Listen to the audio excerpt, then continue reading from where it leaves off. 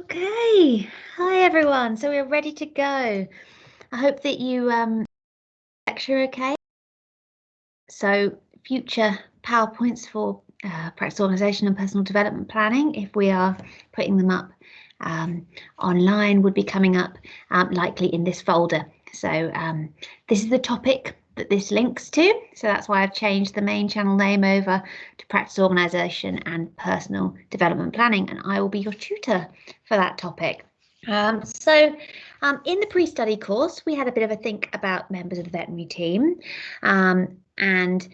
Today we're going to think about what makes a veterinary nurse suitably qualified. Can everyone hear me okay? Do you mind either turning on your microphone and letting me know, or popping a message in the message board to let me know you can hear me? Yeah, I can hear you fine. Fabulous. Thank you very much. Always good to check before I start wittering on to myself. Fabulous. Okie dokes.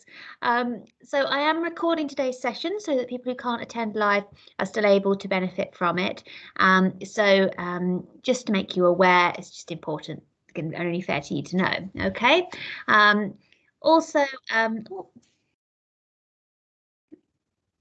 Okay. Trying to join but struggling to find the call. Okay.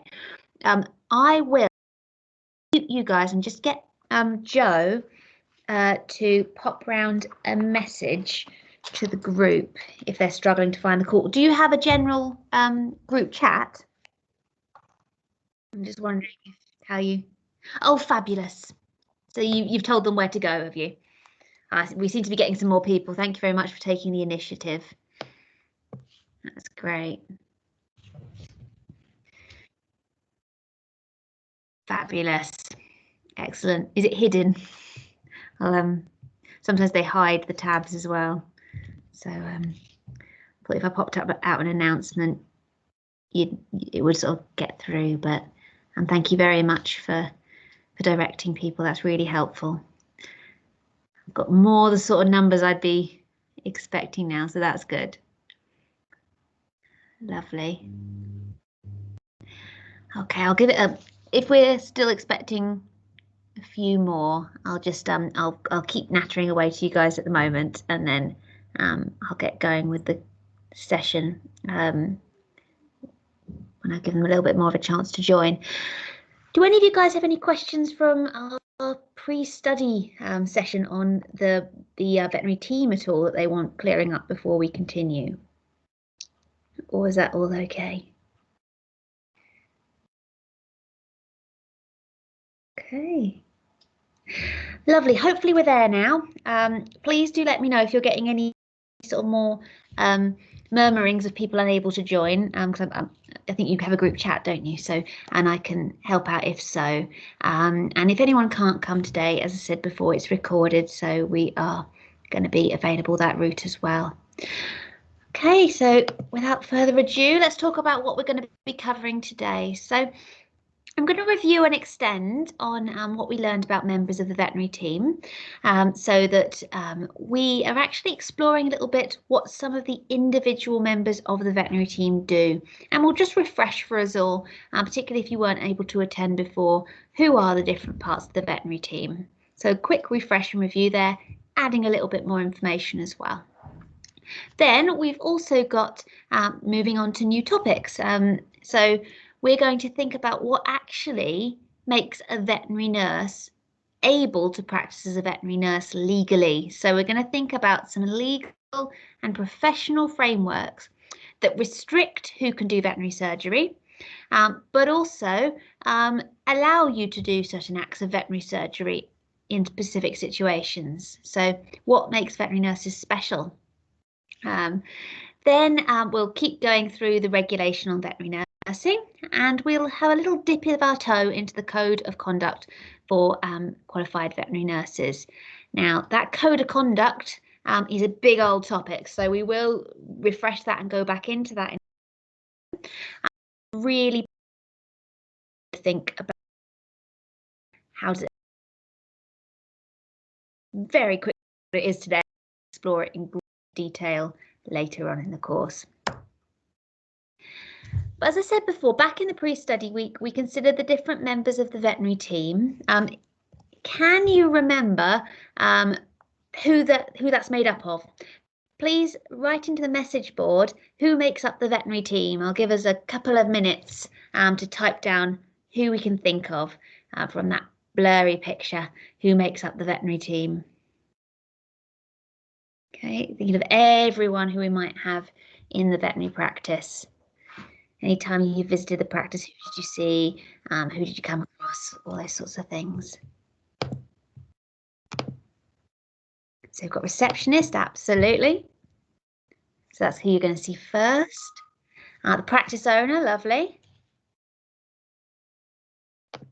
Oh, otherwise I'm going to reveal everything.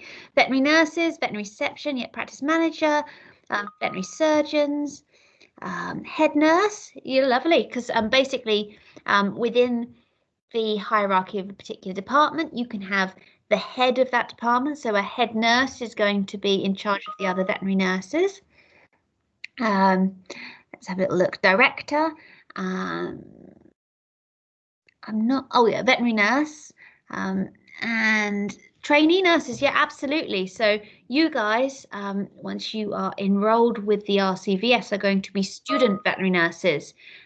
You will generally be reporting to the qualified veterinary nurses and the veterinary surgeons. But you will be student veterinary nurses, so you will have all the privileges and responsibilities accounted to student veterinary nurses, which is very exciting. Veterinary care assistant, another very important role. A veterinary care assistant is helping provide care to patients, but is not allowed to do everything that you guys are able to do. I'll talk about that in a bit. Okay, lovely. Really nice. And student veterinary surgeons, absolutely. So your student veterinary surgeons tend to come and go a little, because with their time in practice, rather than having a big block, they will come and spend time in veterinary practice in their holidays. So you'll see quite a lot of different student veterinary surgeons probably when you get to your year placement in second year. So who is in the veterinary team then? We know these different people make up the veterinary team. Okay, I'm trying to, so those different people make up the veterinary team. So I would like, how many people do we have in this chat? I need to see a full participant list so that I can allocate tasks. Okay, fabulous. So I'm going to allocate each of you a member of the veterinary team to briefly research the role of them. Once you find out the role of them, put everything you found out into a message on the chat, and just give it a little title as to which part of the veterinary team it was that you covered. Okay, so for example, if you were doing practice principal, then you'd need to just write practice principal : and then your explanation. So 2, 3, 4, 5, 6, 7, 8, 9, 10, 11. 11. Okay, cool. So Amy, are you the only Amy? Oh, sorry, Amy Nelson. Can you do practice principal? Mia Larkin, can you do practice owner? Rachel Waters, can you do clinical director? Natasha, I'm not 100% sure how to pronounce your name, I'm afraid, so I'll try, but I'll probably get it wrong. Natasha Van Dyke, maybe? I'm sorry if I got that wrong. Then we are on, where have we got up to? Veterinary surgeon. Oh, fabulous. I'm so glad I got it right. Thank you for letting me know. So if you can do, as I said, veterinary surgeons, and then Amy Lindsay, registered veterinary nurse, Rachel Miles, animal nursing assistant, Celia Nixon, can you do animal care assistant?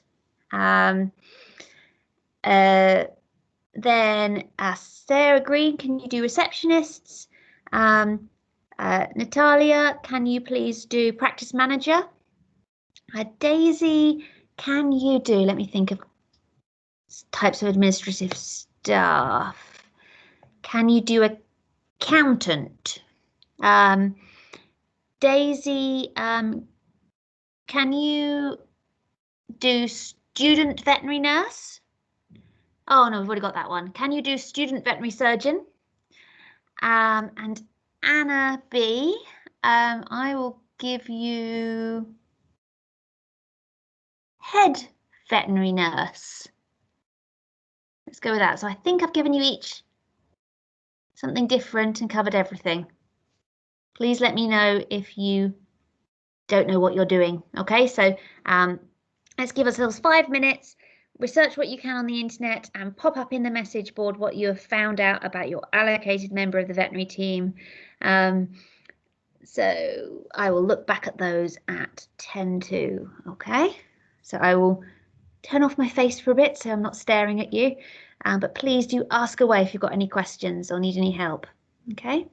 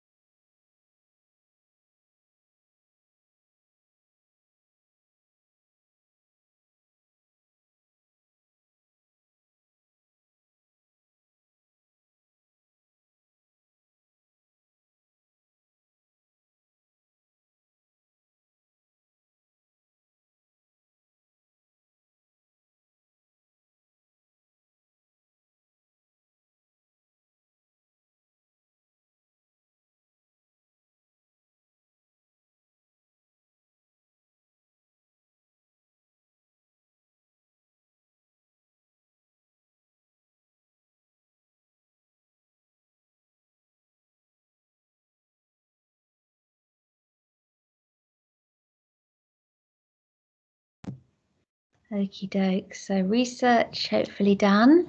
get down some ideas. Doesn't matter if you don't get everything, but please spend 1 minute typing up what you know and then hit enter so that we can see what we've got.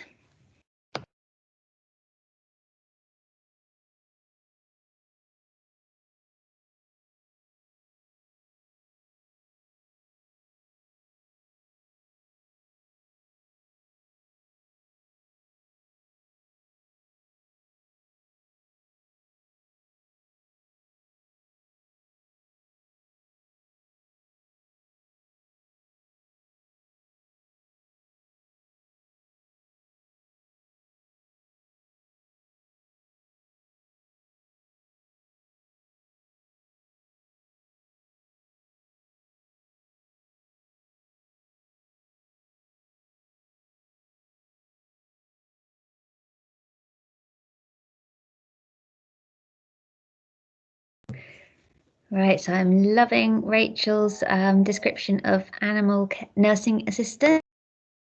Going to be about the same, generally speaking, as animal care assistant as well. The reason why these things have different names is there's different qualifications that are tacked on. So you can have ACCA qualifications and you can have animal nursing auxiliary qualifications and VCA ones. And what they're generally doing is they are supporting the team as a whole, providing animal care, as Rachel said, assisting with daily running of the practice, doing things such as booking appointments, answering phone calls, and all those sorts of things. The thing that they can't do is acts of veterinary surgery. And you are permitted to do some acts of veterinary surgery, something we'll explore later on in this lesson. So we'll talk about that in a bit, but lovely summary there from Rachel. From Natasha, we've got veterinary surgeon, diagnoses, operates, advises patients, prescribes treatments, knows the law, take x-rays, blood tests, works on call for emergencies. Really nice summary there. I've got a hand up from Anna.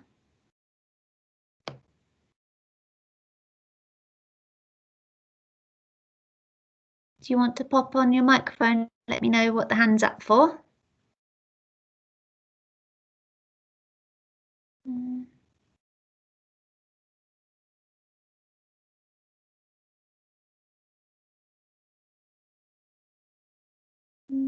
Just trying to see if I can see a message from Anna.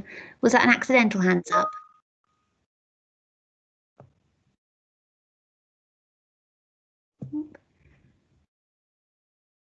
I'll work my way around down the list and see if I get any questions. But so where were we now? So we've done Rachel. Then we've got veterinary surgeon, and I really agree with that description. I'll go into that in a little bit more depth for you guys, but that's really nice. A registered veterinary nurse, veterinary surgeon in the care and treatment of ill or injured animals, educate owners on a variety of things like looking after their pets.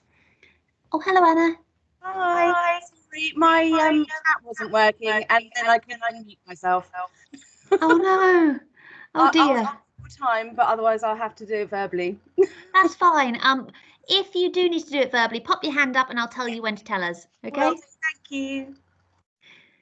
So, registered veterinary nurse Amy has explained really nicely. They also help monitor anaesthesia and provide medical treatment. The big thing about a veterinary nurse is that they can do limited acts of veterinary surgery, which is something really special that they are legally allowed to do under the direction of a veterinary surgeon.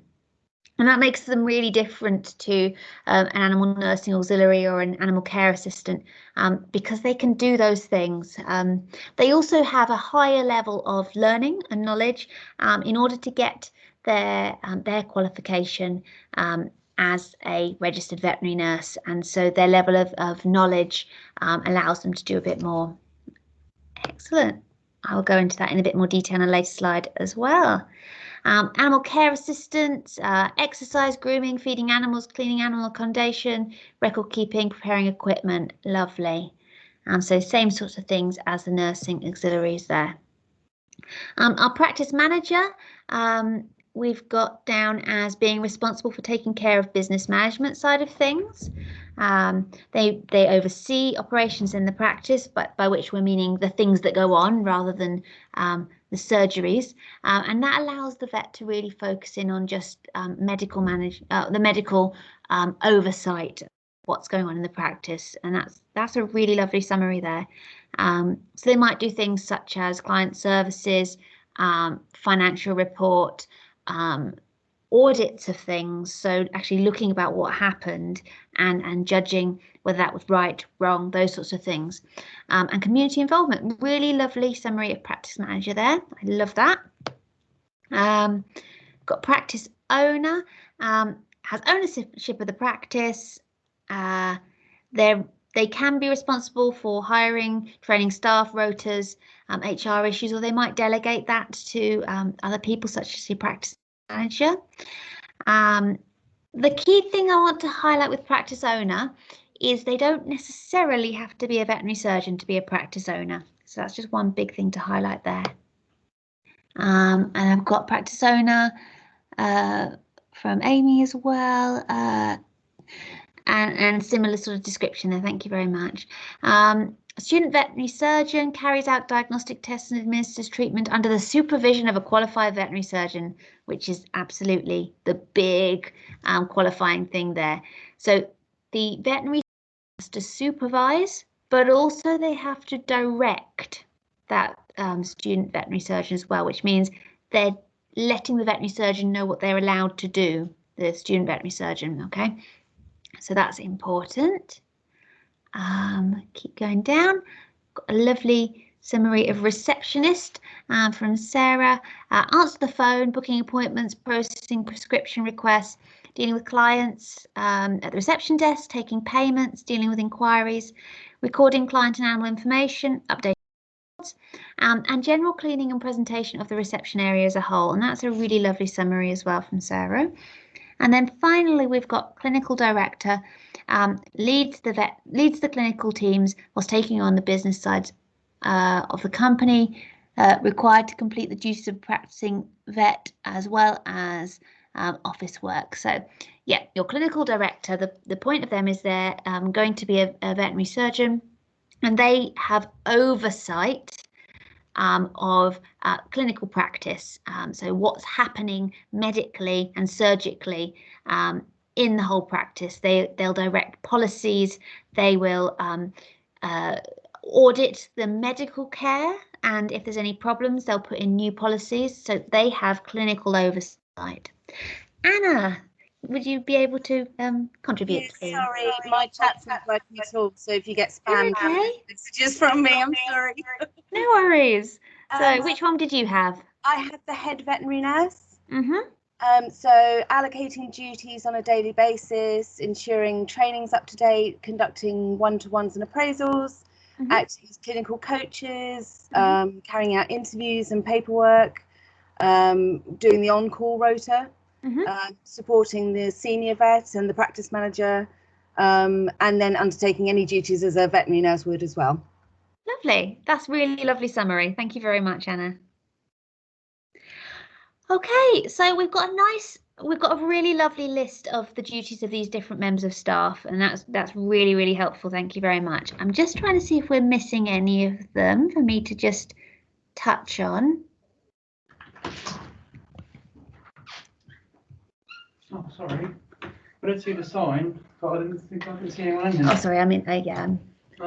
Apologies, people at home. I just need to speak to someone who's walked into the room.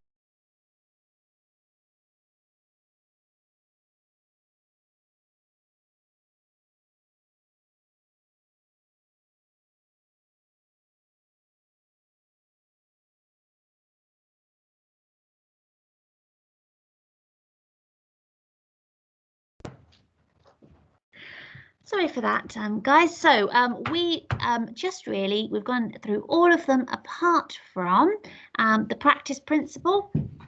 Now, the practice principle is basically like a practice owner, but they are the veterinary surgeon, okay? So they are the lead veterinary surgeon who has ownership of the practice. The practice practice going to be a surgeon, and so is going to have clinical oversight in the same sort of way as a clinical director. Okay, right, so practice principle then. These slides just summarize what we've been talking about, really, so you can use them as a resource. So I've popped down the key features of, oh, I missed out practice manager. Yeah, have I missed out practice manager? I thought we'd done that one. Let me have a little look back. Sorry, those are my old messages coming through from like half an hour ago. Oh, that's fine. I'll ignore them then. That's absolutely fine. Thank you for the heads up.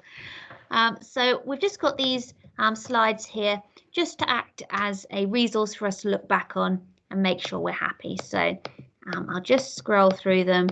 You've got all of these slides in the PDF I've shared via the link. Okay.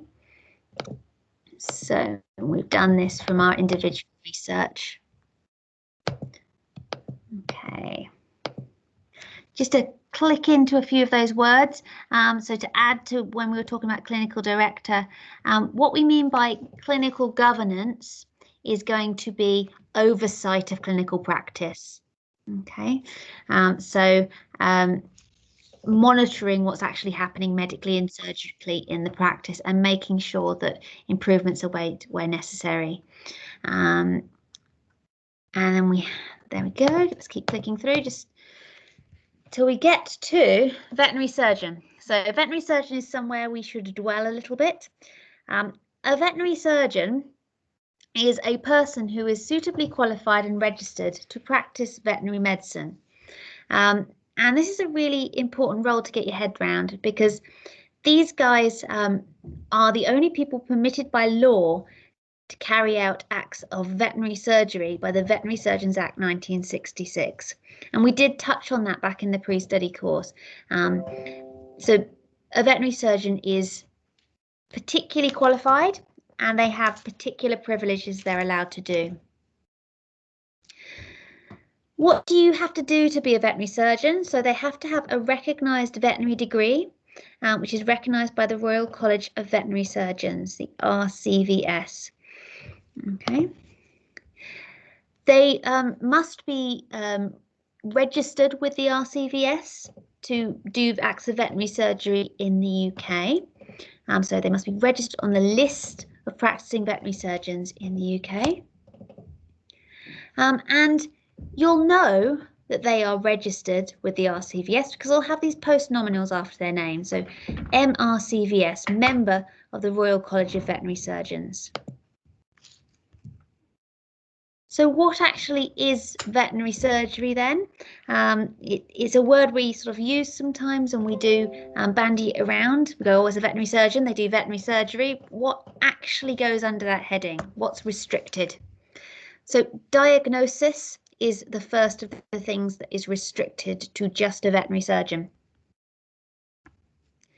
Giving advice to a client based on this diagnosis. So no one else is allowed to give advice based on a veterinary diagnosis of what disease this animal has. So that's an important thing to be aware of. The medical and surgical treatment of animals, only veterinary surgeons can do that. The performance of surgical operations on animals is the final one. So those four things are only allowed to be done by a veterinary surgeon under the Veterinary Surgeons Act. However, they can do what's called delegate some of these acts of veterinary surgery to a registered veterinary nurse, and we'll talk about that later on. In order to be a veterinary surgeon, they have to live up to the appropriate professional and ethical standing.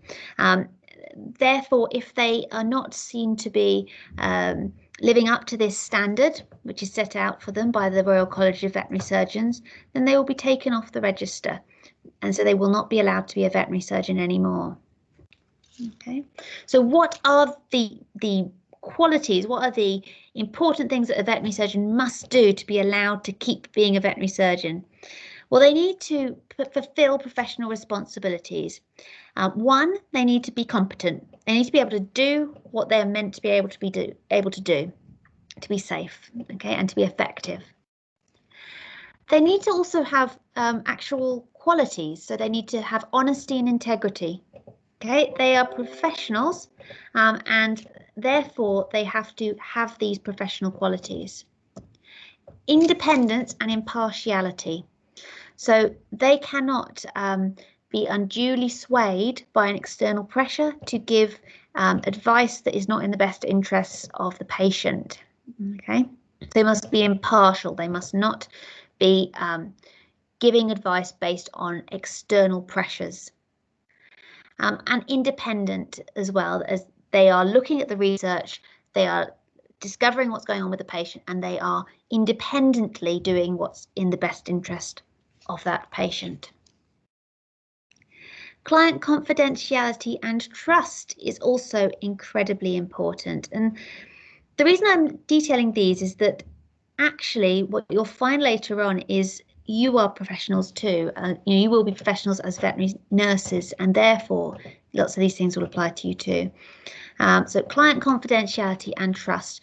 In order for clients to want to bring their animals to us as veterinary professionals, we must keep their data confidential, make sure that we are not giving away information when we shouldn't.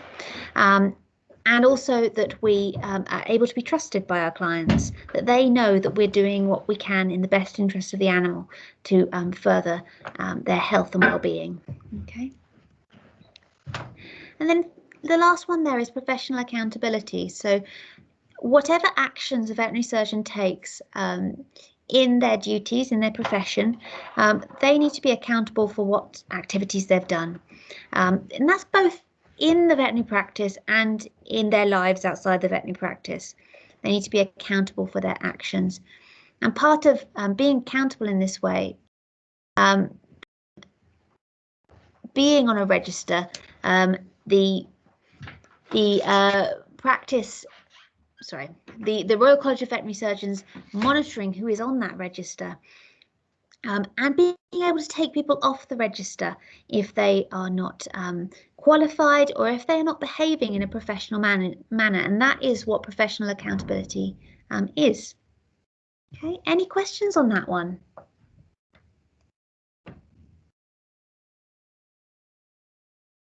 Lovely. So what then is a veterinary nurse? We will have had this one before. I'm going to play the video again because it's a nice little summary of what a veterinary nurse is. And I believe I played this at the last presentation. So let's have a little look at this. Please type me a message if you can't hear it when I press play.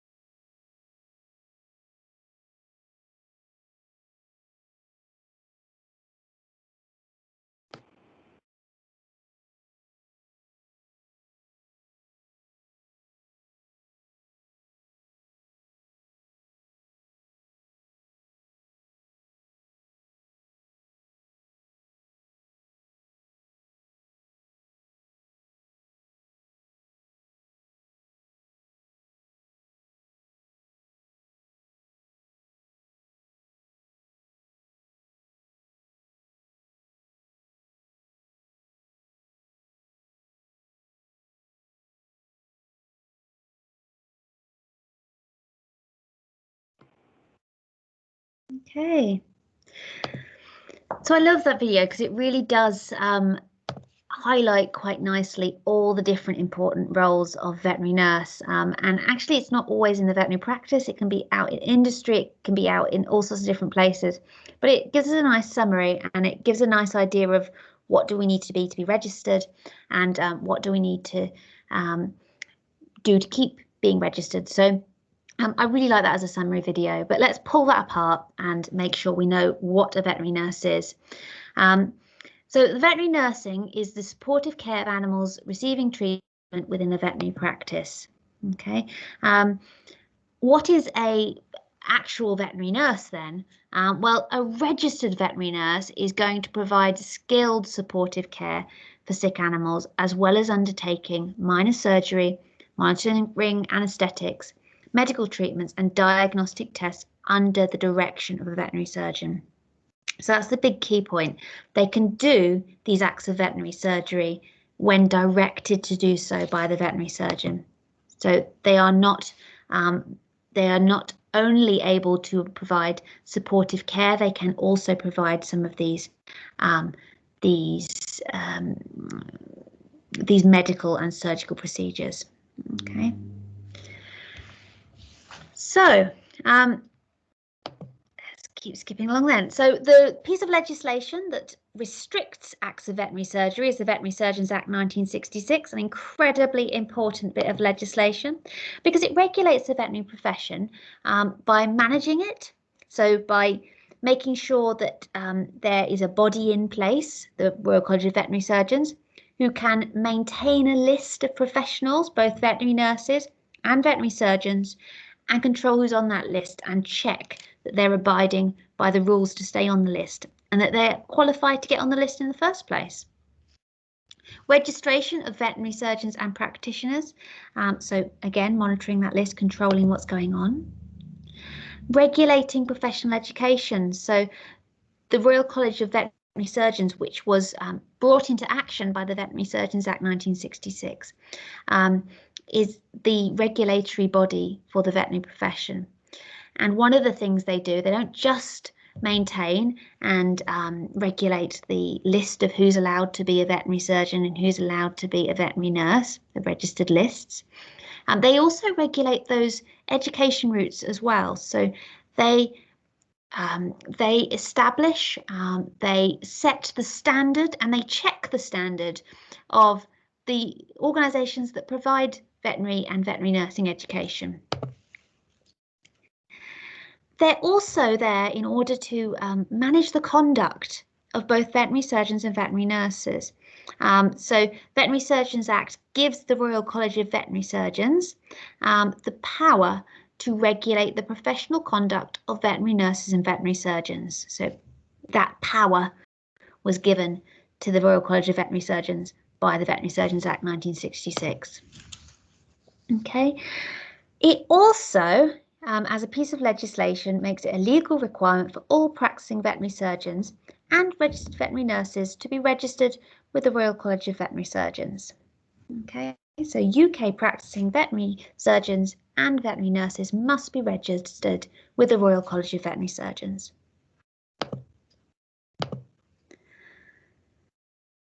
So,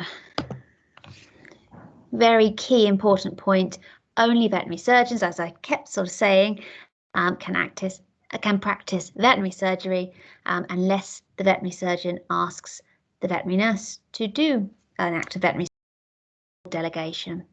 And the Veterinary Surgeons Act restricts who can do acts of veterinary surgery. And then this is just repeating the idea that to be registered, you must be of good ethical and professional standing.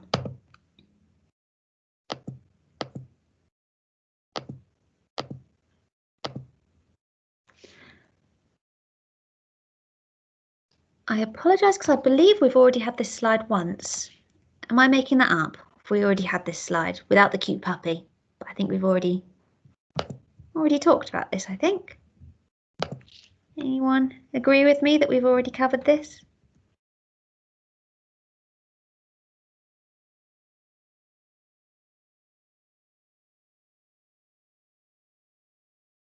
Yes. Yes, we have. I'm going to go with yes, we have on slide 9. So apologies for the repeated slide. Okay, so it's just repeating what is veterinary surgery. Are we happy with what veterinary surgery is?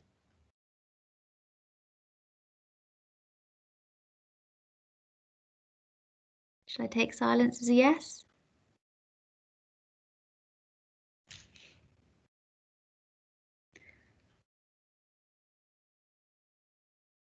Okay. Fabulous. Somehow I've got a repeated slide in there. I think I've made 2 versions of this PowerPoint before, so therefore the same slide got in twice, accidentally. One with a cute puppy, one without a cute puppy. So at least we saw the cute puppy. So who else can carry out limited acts of veterinary surgery? Well, we have talked about the fact that you can. So supervised student veterinary nurses. So once you're enrolled as a student veterinary nurse, if you're doing it in as part of your education, under appropriate supervision, under direction of the veterinary surgeon, you can do acts of limited veterinary surgery. Okay, and this is what's this is under a bit of the Veterinary Surgeons Act called the Schedule 3 Amendment. So when people say, is that Schedule 3? What they are meaning is it one of the Schedule 3 amendments to the Veterinary Surgeons Act that allows veterinary nurses to do limited acts of veterinary surgery and veterinary nursing? Sorry, limited acts of veterinary surgery. Okay, so medical procedures, surgical procedures, discussing diagnoses with clients. Okay. Also, student veterinary surgeons in training may carry out veterinary treatments, tests or operations. So are there other restrictions on Schedule 3 delegated acts of veterinary surgery? And just to repeat, a delegated act of veterinary surgery is going to be when the veterinary surgeon asks a veterinary nurse to do an act of limited veterinary surgery. There are some limitations on what can be done. So, a Schedule 3 delegated act includes administering any medical treatment or minor surgery not entering a body cavity. So, thing number 1, key point, you cannot enter a body cavity. Okay, so any acts of minor surgery cannot enter a body cavity. Any medical treatments or medical acts cannot enter a body cavity. So we're talking about things such as the thoracic cavity, so the area where your lungs and your heart are kept, your abdominal cavity where your abdominal organs are kept, or any of the extra pockets that join into that. So a funny one is actually when you're castrating an animal, you are entering a body cavity because the membranes that go around the testicles, that is continuous as a pocket of the abdominal cavity. Okay, so you'll learn about that in anatomy, but important key point, that's why veterinary nurses are not allowed to do castrations. So what else restricts what Schedule 3 things you can do? So the directing veterinary surgeon must be satisfied that the veterinary nurse is qualified to carry out the procedure and is competent in it. And the same will be